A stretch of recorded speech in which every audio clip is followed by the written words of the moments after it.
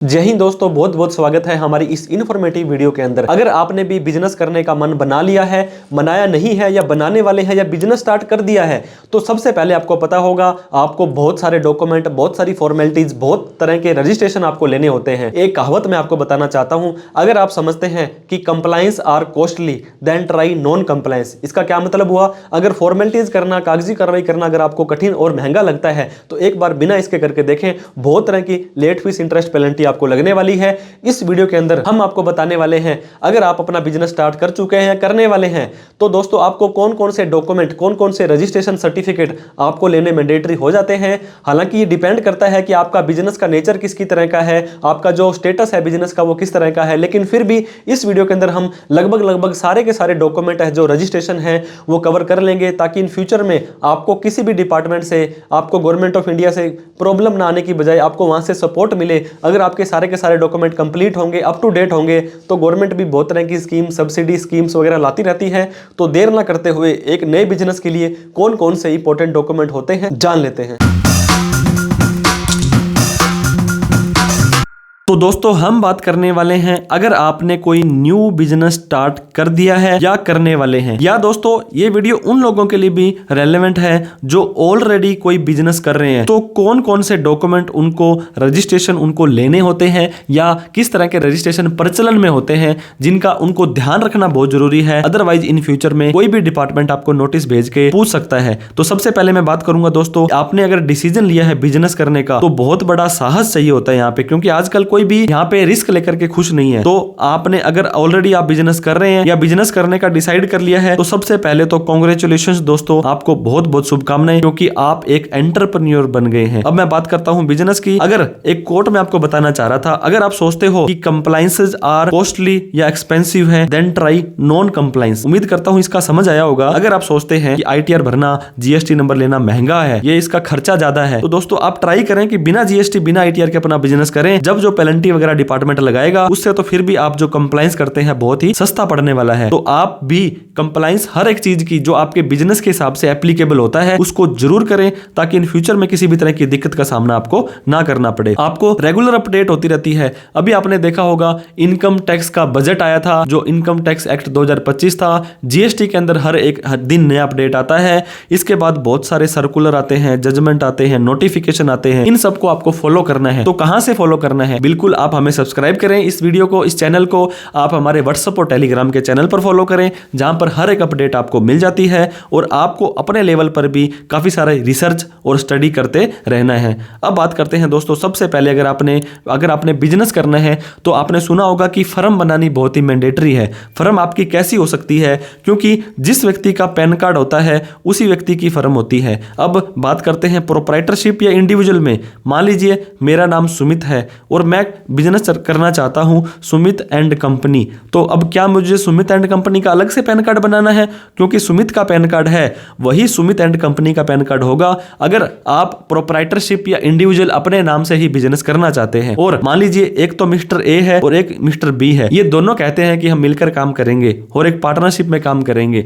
अब ए और बी मिलकर के एक नई फर्म सी बना लेंगे, तो इस सी का नया पैन कार्ड आपको बनाना पड़ेगा, जो पार्टनरशिप या LLP होता है। वहीं पर ए और बी दो डायरेक्टर मिलकर के अगर public limited, private limited company बनाते हैं तो ये आ जाएगा। 5, 7, 10, 20 लोग मिलकर के कोई काम करना चाहते हैं तो AOP, BOI या आप ट्रस्ट भी कह सकते हैं। अगर आप NGO या गवर्नमेंट का कोई सरकारी या इस तरह का समाज सेवी का काम करना चाहते हैं। HUF क्या होता है, इसके ऊपर हमने डिटेल में वीडियो बना रखी है दोस्तों। हस्बैंड है और वाइफ है, ये दोनों ऑलरेडी इनकम कमा रहे हैं, इनको टैक्स देना पड़ रहा है, तो एक दोनों मिलकर के एक HUF और बना सकते हैं, जिससे काफी सारा टैक्स आपका बच जाएगा। गवर्नमेंट है, आर्टिफिशियल ज्यूरिसडिक्शन पर्सन है। तो मैंने आपको ये क्यों बताई ये राम कहानी, क्योंकि आपका पैन कार्ड ही डिसाइड करेगा। पैन कार्ड का आपका जो 4th कैरेक्टर है वो एक बार आप जरूर चेक करें। 99% लोगों का P होगा, P मतलब पर्सन होता है। तो आप इस प्रोप्राइटरशिप में आ जाओगे, आपकी फर्म का अलग से कोई भी पैन कार्ड नहीं बनने वाला है। पैन कार्ड मैं आपको बता रहा था, अगर आपने कोई बिजनेस स्टार्ट करना है तो आपका पैन कार्ड सबसे पहले आपको बनाना पड़ेगा, जो होता है permanent account number. Income tax department के द्वारा जारी किया जाता है। इसको आप दोस्तों NSDL से, UTI से या इनकम टैक्स के वेबसाइट से 3 जगह से से इसको बना सकते हैं। पैन कार्ड बनाने के लिए आपकी उम्र 18 साल से ज़्यादा होनी चाहिए, लेकिन आप 18 साल से कम के हो तब भी माइनर का पैन कार्ड बन जाएगा, लेकिन काफ़ी सारी जगह पर आप कॉन्ट्रैक्ट नहीं कर पाओगे, साइन नहीं कर पाओगे। इस चीज़ का आपको ध्यान देना है। बिजनेस का स्ट्रक्चर आपको सेलेक्ट करना सबसे पहले जरूरी है, जो मैंने आपको ऑलरेडी बता दिया। इनके अंदर से आप किस तरह का बिजनेस करना चाहते हैं। अब दोस्तों, आप खुद ही ओनर हैं बिजनेस के, तो ये प्रोप्राइटरशिप होता है। इसके अंदर कोई भी अलग से पैन कार्ड आपको नहीं लेना है। आपका पैन कार्ड है वही आपकी फर्म का पैन कार्ड हो जाएगा। अगर आप चाहते हैं कि बिजनेस का स्ट्रक्चर कोई और हो, तब आपको कंपनी का, LLP का, फर्म का, HUF का अलग से पैन कार्ड अप्लाई करना पड़ेगा और उसके बाद ही आपकी फर्म बनने वाली है। तो उम्मीद करता हूं पैन कार्ड से रिलेटेड आपका डाउट क्लियर हो गया होगा। प्रोप्राइटरशिप करना चाहते हो, आपका पैन और फर्म का पैन सेम होगा। पार्टनरशिप LLP के लिए नया पैन कार्ड बनाना पड़ेगा, कंपनी के लिए नया पैन कार्ड बनेगा। HUF, AOP, BOI और किसी भी अदर देन प्रोप्राइटरशिप में अगर आपने काम करना है तो आपको एक न्यू अलग सेपरेट पैन कार्ड बनाना पड़ेगा और उसका अलग असेसमेंट आपका होने वाला है। अब पैन नंबर तो आपने ले लिया, इससे मिलता जुलता 10 नंबर और लेना है। सर 10 नंबर क्या होता है, हमें तो कुछ पता ही नहीं है। आपने सुना होगा TDS किसी का भी कटता है, टैक्स डिडक्टेड एट सोर्स। जब आप अपने फॉर्म 26 AS में देखते हैं तो जिसने आपका TDS काटा है, एक तो उसका नाम आता है और एक उसका 10 नंबर आता है कि इस व्यक्ति ने आपका TDS काटा है या TCS कलेक्ट करना है। तो इन कंप्लाइंस के लिए आपको 10 नंबर लेना पड़ेगा, जो कि टैक्स डिडक्शन अकाउंट नंबर होता है। मान लीजिए आपकी सेल 1 करोड़ से ज़्यादा है, आपकी सर्विस 50 लाख से ज़्यादा है, तो आपको टैक्स ऑडिट करवानी पड़ेगी। दोस्तों, टैक्स ऑडिट करवाने के लिए आपको जो काफ़ी सारी फॉर्मेलिटीज़ है, अगर एक लिमिट से ज़्यादा आप अपना किसी को पेमेंट देते हैं तो आपको TDS काट के ही देनी पड़ेगी।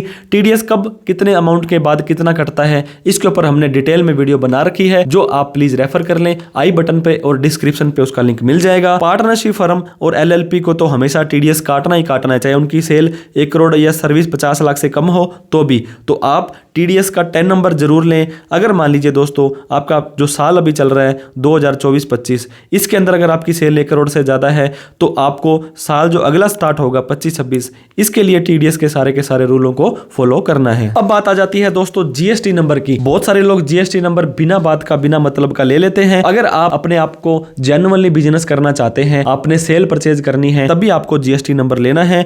GST अप्लाई करने के लिए आपको पैन कार्ड की जरूरत पड़ेगी। दोस्तों, यूजुअली जो GST का रजिस्ट्रेशन नंबर होता है बिजनेस के स्टार्टिंग में आपको लेने की जरूरत नहीं है, क्योंकि अगर आप सर्विस दे रहे हैं और आपकी सर्विस अभी 20 लाख तक क्रॉस नहीं करी है तो सरकार कहती है GST अभी मत लो। अगर आप सेल करते हो 40 लाख तक, अगर आप अपनी सेल 1 साल में करते हो, अब साल कौन सा होगा, 1/4/2024 से लेकर के 31/3/2025 ये आपका साल है। मान लीजिए यहाँ पर आपने 39 लाख रुपए की सेल कर दी तो आपको GST नहीं चाहिए। फिर से आपको 1/4/25 से नया साल स्टार्ट हो जाएगा, फिर आपको 40 लाख रुपए की लिमिट मिल जाएगी। लेकिन सेल और सर्विस दोनों मिलाकर के करते हो तो दोस्तों आपके लिए लिमिट ये 20 लाख ही रहने वाली है। या तो आप GST नंबर ले लें, GST नंबर ले लेते हैं तो आपको टाइमली इसके कंप्लायंस करने पड़ेंगे, GST की रिटर्न भरनी पड़ेगी, GST भरना पड़ेगा सरकार को। तो इस चीज का ध्यान दें।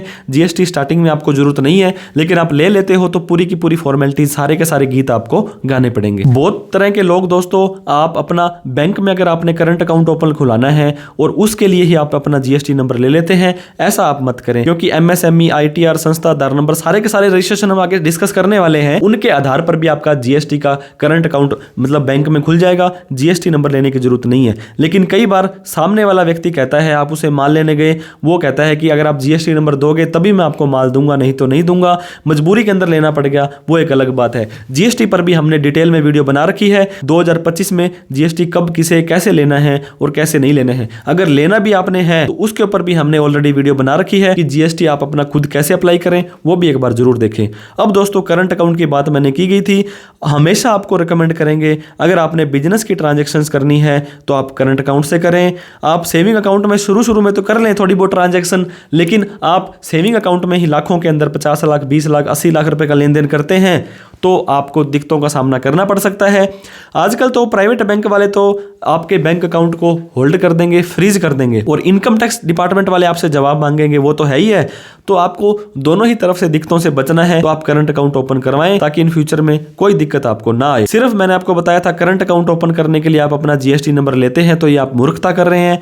आप बहुत तरह के दोस्तों जो बैंक हैं वो करंट अकाउंट आपका एमएसएमई, संस्था Aadhaar number, import export code, food licence, trade licence, मतलब जीएसटी के अलावा भी बहुत तरह के डॉक्यूमेंट होते हैं जिनके आधार पर आप अपना करंट अकाउंट ओपन करवा सकते हैं। तो उनको आप जरूर बनवा लें, ताकि आपको जीएसटी का झंझट भी ना पड़े। MSME micro small medium enterprises, जिसे कि उद्यम रजिस्ट्रेशन बोलते हैं, ये दोस्तों 3-4 साल पहले क्या होता था, उद्योग आधार के नाम से जाना जाता था। तो ये माइक्रो स्मॉल एंड मीडियम, यहाँ पे बड़े एंटरप्राइज को नहीं लिया गया है। इनको सबसे पहले तो रजिस्ट्रेशन करने के 34 बेनिफिट होते हैं, जिसके ऊपर हमने एक ऑलरेडी डिटेल में वीडियो बना रखी है, उसको आप जरूर रेफर करें, जिसका लिंक फिर से हम आई बटन के अंदर दे देंगे। अगर दोस्तों इसका कोई बेनिफिट आपको नहीं मिल रहा है तो कोई दिक्कत वाली बात नहीं है, फ्री ऑफ कॉस्ट ये रजिस्टर होता है। रजिस्टर कैसे करना है उस पर भी वीडियो बना रखी है, तो आपको कोई नुकसान नहीं है इस चीज का। अगर फायदा नहीं है तो नुकसान भी नहीं है। एमएसएमई रजिस्ट्रेशन आप जरूर करें, बैंक में लोन वगैरह लेने के लिए, करंट अकाउंट ओपन कराने के लिए आपका काम आता है। अब दोस्तों ट्रेड लाइसेंस, ट्रेड लाइसेंस आपको लेना पड़ेगा आपकी लोकल अथॉरिटी से। जैसे मैं बात करूं, अगर आप सब्जी का काम करते हैं तो आपकी वो एसोसिएशन देगी, अगर आप धान का काम करते हैं तो आड़त, वहां पे जो कृषि उपज मंडी समिति होती है, इस तरह का हर एक लोकल स्टेट का लोकल जो आपका एडमिनिस्ट्रेशन होता है वो आपको ट्रेड लाइसेंस प्रदान करते हैं। फूड लाइसेंस दोस्तों इसको बोलते हैं फसाई, food safety standard authority of India. अगर आप किसी भी तरह की खाने पीने की चीज को बेच रहे हैं, बना रहे हैं या उससे रिलेटेड सर्विस दे रहे हैं, तो दोस्तों आपको फूड लाइसेंस लेना बहुत जरूरी है। कोई भी फूड डिपार्टमेंट वाले आकर के आपके ऊपर छापा मारते हैं तो सिर्फ एक अगर आपके पास सर्टिफिकेट होगा फूड लाइसेंस का तो आपको वो परेशान नहीं करने वाले हैं। 3 लेवल के बनते हैं, छोटा होता है डिस्ट्रिक्ट लेवल का, मीडियम होता है स्टेट लेवल का और बड़ा होता है दोस्तों सेंटर लेवल का। तो आपको अपने बिजनेस के हिसाब से टैक्स कंसल्टेंट से डिस्कस करके फूड लाइसेंस अगर खाने पीने की चीज़ में आप डील करते हो तो ज़रूर लेना है, ताकि इन फ्यूचर में कोई दिक्कत आपको ना आए।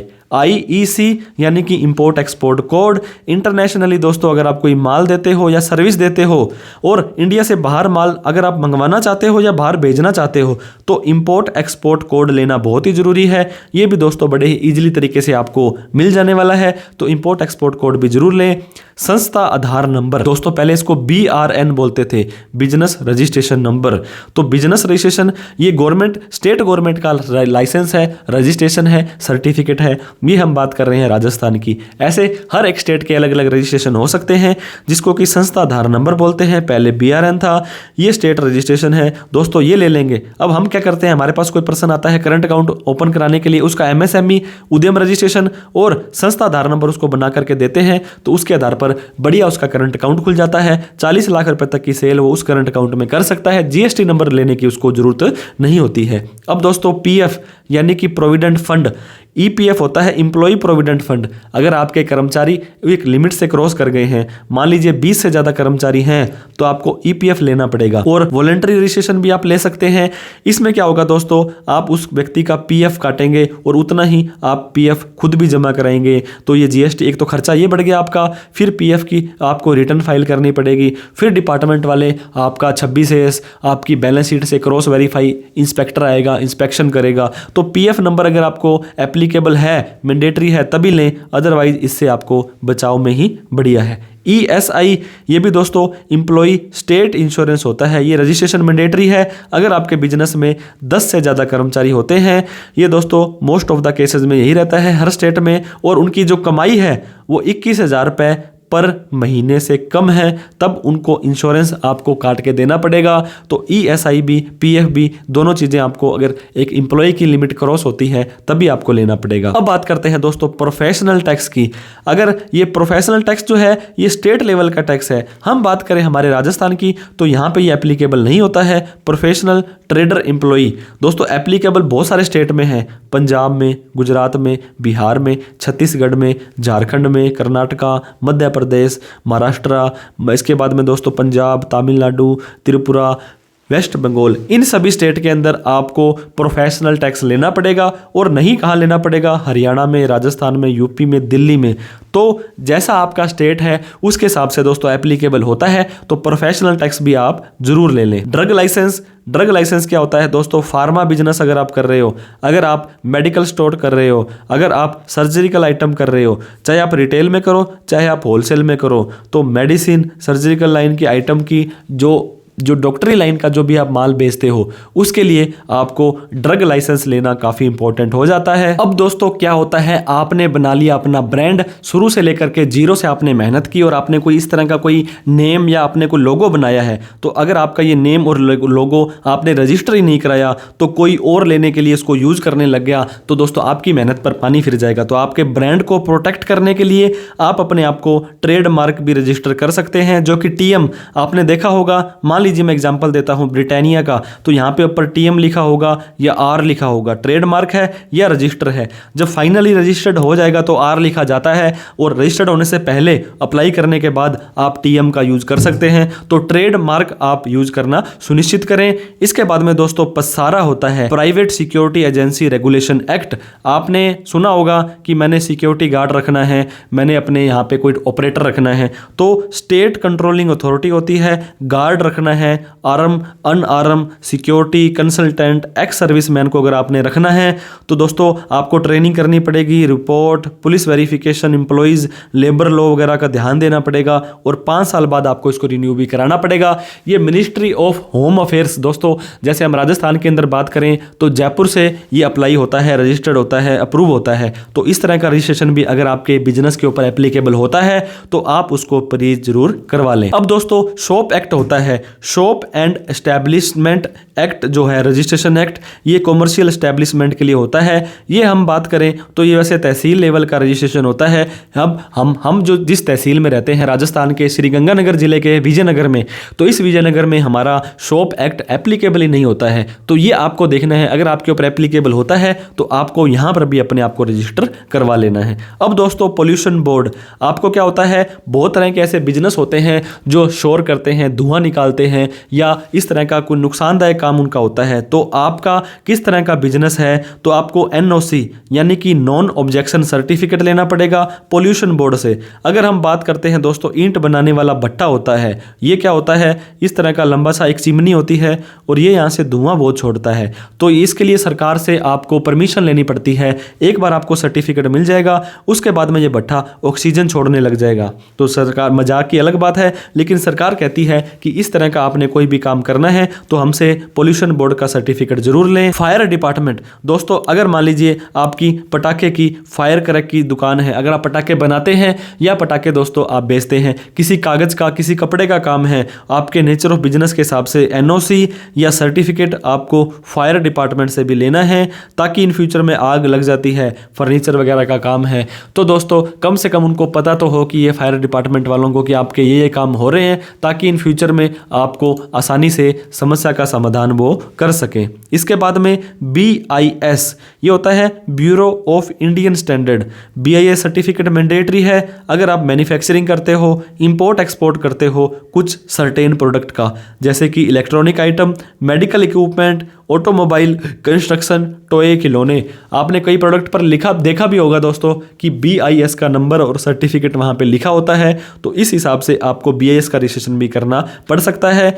DSC दोस्तों डिजिटल सर्टिफिकेट, अगर आपकी टैक्स ऑडिट हो रही है तो पहले तक तो आपको प्रोप्राइटरशिप में भी चाहिए होता था, अब प्रोप्राइटरशिप में DSC नहीं चाहिए। अगर आपने कोई कंपनी बनानी है, अगर आप एक LLP हैं, प्राइवेट लिमिटेड हैं, तो DSC के बिना तो आपका काम हो ही नहीं पाएगा। अगर आपने कोई टेंडर अप्लाई करना है तो वहाँ पर भी साइनिंग करनी है, ऑडिट रिपोर्ट, जैसे हम CA हैं तो हमें कोई भी साइन ऑडिट करनी होती है तो हमें डिजिटल सिग्नेचर की सहायता से करनी होती है, कई बार एग्रीमेंट पे साइन करके उनको देने होते हैं। तो इन सभी के लिए डिजिटल सिग्नेचर सर्टिफिकेट आपका काम आता है, ये भी बड़ा ही इजीली बन जाता है। ये अगर आपको बनवाना हो तो हमसे कॉन्टैक्ट कर सकते हैं। इसके बाद दोस्तों सॉफ्टवेयर की बात करते हैं। आजकल का वो जमाना नहीं है कि आप हाथ से लिख करके पर्ची दे देंगे और CA एडवोकेट आपकी ITR भर देंगे। अगर आपने GST का रजिस्ट्रेशन ले लिया है तो दोस्तों हर महीने, हर 3 महीने में GST की रिटर्न भरनी पड़ेगी। सेल कितनी करी, परचेज कितनी पड़ी, कितना आपके पास स्टॉक पड़ा है, GST की return, balance sheet, stock statement, तरह की बहुत तरह की ऐसी चीज़ें होती हैं जो आपको अकाउंटिंग सॉफ्टवेयर में ही करनी पड़ती है। हम बात कर रहे हैं टैली की, विजी की, ओरेकल की, फैक्टेक्स की, मार्क की, बहुत तरह के ऐसे सॉफ्टवेयर होते हैं।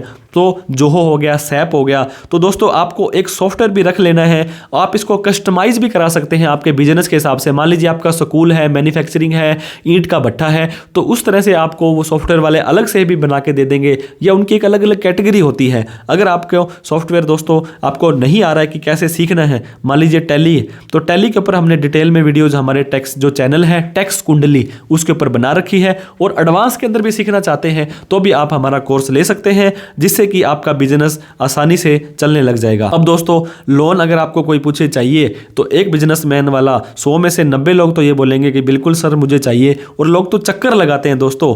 अब डिपेंड करता है बैंक के ऊपर। मान लीजिए प्रधानमंत्री मुद्रा योजना, प्रधानमंत्री एम्प्लॉयमेंट जनरेशन प्रोग्राम, या बहुत तरह के लोन होते हैं, तो उस लोन के लिए क्या है, आपको 3 साल की ITR, आपकी बैलेंस शीट, आपका कंप्यूटेशन वगैरह चाहिए होता है। आने वाले साल के लिए estimated, projected, CMA data, project report, एक होता है DPR, डिटेल प्रोजेक्ट रिपोर्ट। इन सभी चीज़ों का भी आप ध्यान देंगे तो दोस्तों आपको आपका जो बिजनेस है बड़ा ही आसानी से चला जाएगा। आपका खर्चा है कंसल्टेंट का वो आपका घट जाने वाला है। इसके बाद में और भी कोई लोकल लॉज हैं दोस्तों, समटाइम ये वेरी इंपॉर्टेंट हो जाता है। जैसे मैंने आपको बताया था, अगर आपने धान का काम करना है तो कृषि उपज मंडी समिति या नगर पालिका, तहसील, नगर परिषद, इनसे भी कई बार आपको रजिस्ट्रेशन लेने पड़ जाते हैं।